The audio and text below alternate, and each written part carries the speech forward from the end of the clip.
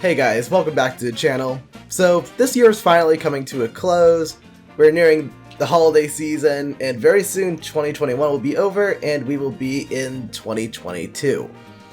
However, before we can look to the future, I really wanted to look back on this past year, especially with Nintendo, with how weird of a year this was following the insane year of 2020 last year. So this video is a bit more unscripted than anything, but I kind of just wanted to just ramble a bit, talk about some of the cool things that happened this year, some of the weird things that happened this year, and just kind of just overall just go over what has happened. So one of the biggest things going into this year was we were wondering if Nintendo Directs were going to come back. We really had no idea following a full year without a Nintendo Direct last year. We did get small things like a Mario Direct and partner showcases, but that really wasn't what we wanted. So we were really worried that they were going to follow this new pattern that they did in 2020, being that just randomly one morning a game would get announced. This happened with Paper Mario and Hyrule Warriors Age of Calamity. And we kind of also had that with the Mario Direct, where we got the announcement of 3D World plus Bowser's Fury and 3D All-Stars. Oh, also this did happen with Pikmin. I completely forgot Pikmin was one of those games as well. But we actually didn't have to wait too long to find this out, because in February we randomly got the announcement of a full Nintendo Direct. And, you know, let me actually talk about all three Directs that happened this year all at once. We had first the February Direct, then we had our main E3 Direct, and we ended off the year with the September Direct. And personally, I think the E3 Direct was the best one, followed by the February one, then followed by the September one. Reason being, I think E3, of course E3 is usually where Nintendo wants to show off all their big games. We got Metroid, we got a Smash update as in Kazuya, we got the new Mario Party, which that new Mario Party is fantastic. We got the Monkey Ball remaster, we got a trailer for Breath of the Wild 2, it was just a really good Direct. We got WarioWare, oh my god. I don't know if I said Metroid yet. We did get Metroid, that was like the biggest thing out of that entire Direct, in my opinion. So E3 was definitely the best Direct. It did like start off a bit slow, showing off some games that we really didn't care too much about, like a cloud version of Guardians of the Galaxy. Like, I was excited for Guardians. Like, at E3, I remember a lot of people were not excited for Guardians at all. But I was excited to play it, but a cloud version doesn't get anyone excited because the cloud versions suck. And I really wish companies would stop doing that, and I'm really disappointed that Kingdom Hearts is coming to Switch that way. But anyways, that's a whole other tangent. And then, I thought the February Direct was really good, but I also am fully willing to admit I am one of the few people that really like that Direct, because there were just a few key announcements that were like very focused for me. Like, we had Pyro and Mythra in Smash. Pyro was my most requested fighter in Smash ever since 2018, so I'm really glad we got that. We also got the announcement of Splatoon 3, which is, oh my god, one of my most highly anticipated games of next year. I'm actually starting to get back into Splatoon 2, playing online multiplayer every night. I love Splatoon a lot, and I'm really excited for Splatoon 3. And we also got Skyward Sword HD, which was really cool. I still haven't actually finished Skyward Sword HD. I did play the game back in the day on the Wii, so I don't really feel like a need to really hard focus on finishing the game. I'll just get around to it when I do. But I've had a great time with the remaster, and I think it's easily the best way to play Skyward Sword. But if it's Skyward Sword, people are going to be mixed on it no matter what. And the other big announcement of that Direct was Mario Golf Super Rush, which that's a whole other game I'm going to talk about. I want to talk about like my opinions on like the games that released in like a separate part beyond this. But overall, I thought it was a great Direct. We got updates on Age of Calamity, Animal Crossing, and we were told that Breath of the Wild 2 was going to be shown later in the year, but it wasn't in this Direct, which was disappointing, but I honestly was just more excited about the fact that it was being shown this year at all, because it was very possible that they could have gone another year without showing it at all. Also, like, I don't remember the time frame, I think it was like the week after that Direct, we also got the Pokemon Presents that announced Pokemon Brilliant Diamond Shining Pearl. Pokemon games are always hard to say now when they add the extra whatever. And we also got Pokemon Legends Arceus. I remember this presentation being a little mixed and a lot more people being excited for Legends Arceus than Brilliant Diamond, but I was kind of the opposite. I really wasn't sold on Legends Arceus, and honestly I still am not, but Brilliant Diamond and Shining Pearl, I've never played Gen 4, but I've heard that like they are the best generation of Pokemon. And alongside that, I also was one of the few people that really liked the chibi art style. But we'll get more on that later, because I did buy and play the games, and I definitely have opinions. And then the last Direct we got this year was in September, and a lot of people really liked this Direct, but I personally didn't think it was all that great. And let me explain why. I feel like there were some really big announcements, but there was a ton of filler in between those announcements. Like Kirby and the Forgotten Land, Bayonetta 3, the reveal of the Mario movie cast, those are big announcements. But I felt like that there was a lot of stuff I was expecting going into this Direct that was just... It wasn't even that it wasn't there, it's just they were like, oh yeah, we have stuff to announce, but we're not announcing it today, with the Animal Crossing update and of course the final Smash Fighter.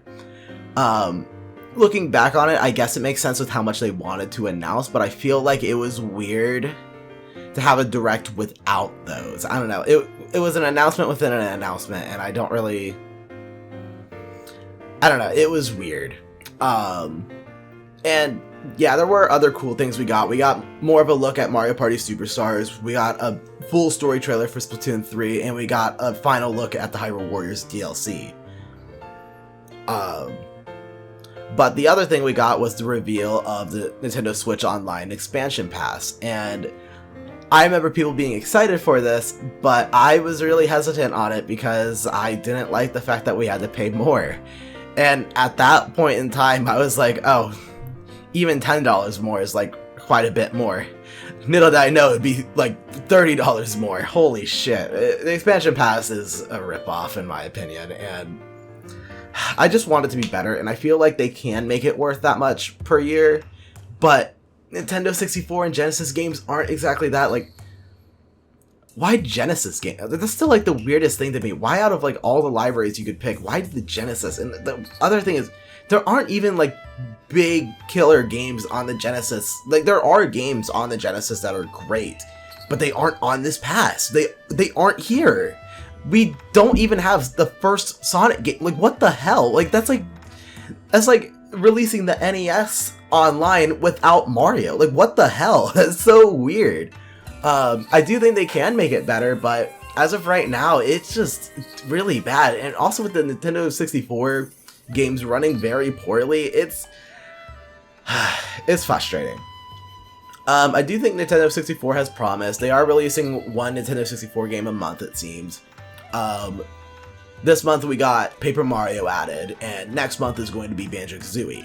And it is really cool that they are adding the games that, at least personally, I really care about. They're adding them first. I still need to get around to playing Paper Mario on my Switch, but we'll get there eventually. And we'll lastly cover the rest of the presentations real quick of the year. We had that Animal Crossing update, which revealed that it would be the final free update, but would also be featuring a new paid DLC that had a bunch of Happy Home Designer content. I personally, I don't know, I feel like this update just came out a little too late. I really wanted to like Animal Crossing New Horizons, but it really felt like a prettier New Leaf with less content. And there's still stuff missing from New Horizons that I feel like should be there. Like the whole like joke bar that's gone. I don't know, I really wanted to like New Horizons, but it ended up feeling like a lesser New Leaf. So I'm not really the biggest fan of paying for DLC when I don't even think the game itself is complete yet. But we did get the announcement of that being part of the expansion pass, so I ended up paying for 1 year of the expansion pass, but only because I was able to get a bunch of my friends to sign on with me, so we ended up only paying like $10 a year. But I'm probably not signing back up again. The bigger presentation, in my opinion, was the announcement of Sora being the final Smash reveal, which I was pretty excited for. Sora wasn't my most wanted character, but he was pretty up there. He was one of those characters that I was like, yeah, I'd be pretty excited for that, but I never thought it would happen because it's not necessarily that Disney wouldn't be willing to. I just thought that Disney wouldn't. They would just charge way too much for a character to be in Smash, and it's kind of clear that is definitely the case because of how much like Disney shit that just isn't there. Like the Mickey emblem probably cost more than Sora himself, so I don't know. Sora was really cool to see though. I really never thought Sora would join, and I'm really happy he did. Lastly, I kind of wanted to talk about the Game Awards. This was really disappointing for Nintendo fans because there was not anything here for Nintendo. Like, the last time I remember Nintendo not showing anything at the Game Awards was around 6 years ago. And ever since then, we've always had something. Like, 2017 had the Bayonetta trilogy, plus also the Zelda DLC releasing the same night. 2018 had Joker and Smash. 2019 had No More Heroes and Bravely Default 2. And 2020 had Sephiroth and Smash. So, I mean, there's usually something. And I feel like it was fair for us to expect something. But very clearly, I don't know, it's really odd. And it's really disappointing that there wasn't anything there. And it has brought up the question of, is Nintendo just done with the Game Awards? And I don't think so. Honestly, more than likely, they either planned to show something that ended up not being ready in time, or they just didn't have anything to show this year, period. Which, it was a really sucky way to end the year, especially saying that the Advance Wars remake was also supposed to come out this month, which was supposed to be the final game for this year, but that ended up getting delayed, so December really ended up being a pretty nothing month for Nintendo. But anyways, let's get into the games that actually released this year, and I feel like this was a really odd year for... Oh my god, wait, I can't talk about that yet. I completely forgot to go over the fact that the Switch OLED was revealed and released. So, the Switch OLED was not exactly what everyone wanted a Switch Pro to be. It gave us a better screen, a better kickstand, added a Ethernet port to the dock, and that's it. And I feel like that is answering some of our issues with the Switch, but not the big ones. And I feel like everyone wanted something that was a bit more powerful, that could run games at higher frame rates, give third-party devs a bit more room to bring their games over, and that's just not what happened. It's really disappointing for sure, and I don't know. I really like the Switch OLED. I have one. I love playing on the handheld screen, but it's just not what I wanted out of a Switch Pro. And even then, as far as we know, this isn't even the Switch Pro. There might be still a Switch Pro in development, but I'm not holding my breath at this point. I think we're getting to the point that a Switch Pro needed to release this year. And if it releases even next year, is too late, because now we're over halfway through the Switch's life cycle. We are going to be done with the Switch. Probably, I would say by 2025, we're going to be done with the Switch. And I don't really feel like it's worth putting the time into a Switch Pro at this point, when their focus should be next gen. But, yeah, that's a whole other thing. Going on to the games that released this year, it was a very strange year, because I feel like there were a lot of games, but I don't really feel like any of them hit that, like, groundbreaking, big release, AAA release. Like, you know, like the Mario Odysseys, or Breath of the Wilds, or Smash Brothers, or whatever. There really wasn't that game. And I feel like this year was very comparable to probably 2019. That there wasn't, like, that big hitter game. Which, I would probably say 2019, the biggest game was Fire Emblem, or maybe Mario Maker or Luigi's Mansion, but I don't know. You guys, if you guys know what I mean, it's not really like we're not getting like that giant game at the end of the year. It kind of feels like we needed that Zelda or something this year, but it doesn't mean that what released was bad at all. Some of the games we got were, and I already mentioned a couple of them, the first big release of this year was Super Mario 3D World plus Bowser's Fury. Probably, in my opinion, the best Wii U port to ever be made. It adds a ton of stuff to the base game, a lot of quality of life improvements, added online multiplayer, which was awesome. I think online multiplayer is a great thing for this game. When it works, for sure, though.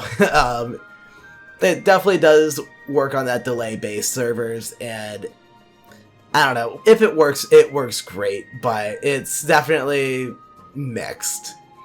Bowser's Fury, though, was fantastic, and I really want to see something more like this in future Mario games. I would love to see power-ups be included in future 3D Marios. But yeah, Bowser's Fury was great. Also, in February, we also got Bravely Default 2, which I honestly have not heard anything about this game, which is very strange, but it was a big release, but I don't think many people played it. Rolling around into March, we got Monster Hunter Rise, which I've never been a big Monster Hunter fan, so I didn't check this game out. But from what I could tell, the game was met with a lot of positivity.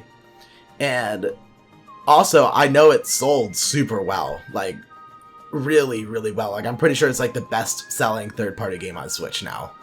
The following month in April, we got new Pokemon Snap, which I didn't play because I'm not the biggest Pokemon fan. Again, I think a lot of people did really like this who were wanting a new game in the Pokemon Snap franchise, but again, I didn't play, so I couldn't really tell you. May, we had Miitopia, which I thought Miitopia was fun for a bit of time, but it definitely was a game that was built for the 3DS in mind, being that very quick pick up and play for 10-15 minutes a day and put it down. And it almost, I don't know, like it felt like a Street Pass game without having to like interact with people to continue the game. And that's not necessarily a bad thing, but it definitely wasn't a game that I felt fit Switch amazingly, and I ended up just getting very burnt out on the game and I just put it down. In June, we had the release of Mario Golf Super Rush, which I would say is one of the biggest disappointments of this year. I like the Mario sports games a decent amount. I liked Mario Tennis Aces for a brief period of time, but I really hate that Nintendo goes with this finish it later approach that we'll do updates even though the game is very clearly not done yet. And I would say Mario Golf is probably one of the worst instances of this because it really was, like with tennis, like sure, every match could be different because even if it's on the same stadium, that's fine. Golf, you're always going to the same location.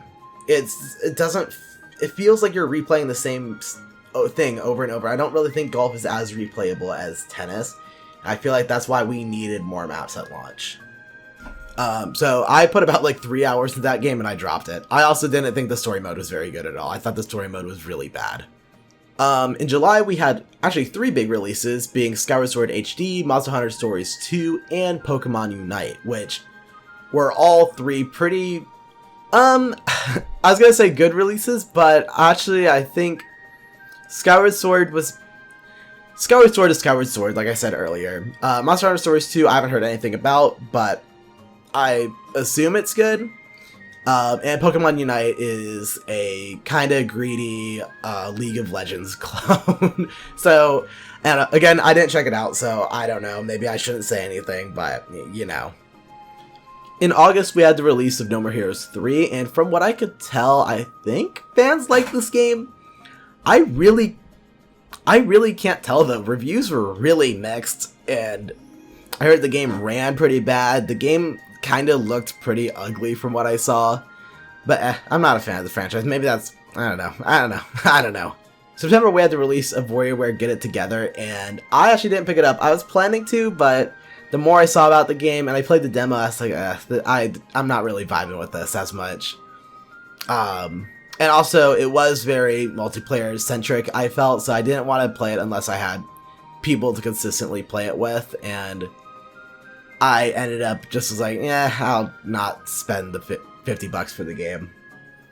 In October, though, I would say October was the biggest for releases. We had the Switch OLED release this month, alongside Metroid Dread, Mario Party Superstars, and Monkey Ball Banana Mania.